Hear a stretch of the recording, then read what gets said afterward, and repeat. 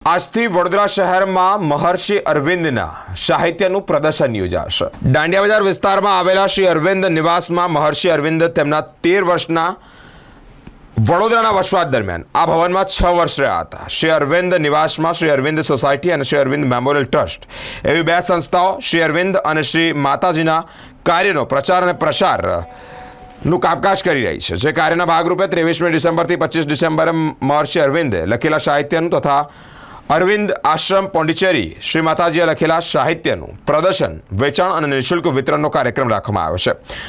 10 થી સાંજે 7 દરમિયાન આ પ્રદર્શન ખુલ્લું રહેશે। આ એક્ઝિબિશન શ્રી અરવિંદ નિવાસ, શ્રી અરવિંદ સોસાયટીના પરિસરની અંદર છે અને આ જે જગ્યા છે એને આરોગ્ય ભવન હોલ કહેવામાં આવે છે। આ એક્ઝિબિશન શ્રી અરવિંદના સમગ્ર સાહિત્યનું એક્ઝિબિશન છે। આ એક એવું એક્ઝિબિશન છે કે જેમાં આજથી 125 વર્ષ પૂર્વે જે સાહિત્ય સર્જિત પામ્યું હતું તે અને ત્યાર પછી એના વિવિધ સ્વરૂપો, એની વિવિધ આવૃત્તિઓ, એ બધાનું પ્રદર્શન અમે અહીંયા કરેલું છે।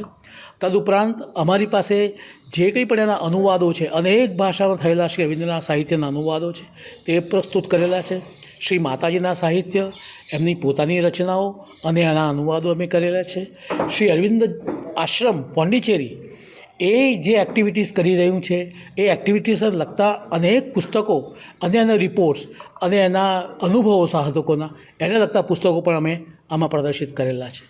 તદુપરાંત અમારી પાસે એવા પુસ્તકો પણ આવે છે કે જે લોકો હવે કહે છે કે અમારે ત્યાં આની જરૂર નથી, તો એવા પુસ્તકોનું અમે વિતરણ પણ અહીંયા નિઃશુલ્કપણે કરીએ છીએ, જેથી એ યોગ્ય હાથમાં જાય અને એનું યોગ્ય સંભાળ લેવાય અને યોગ્ય રીતે એનું સંવર્ધન થાય। કેટલા દિવસ ચાલશે?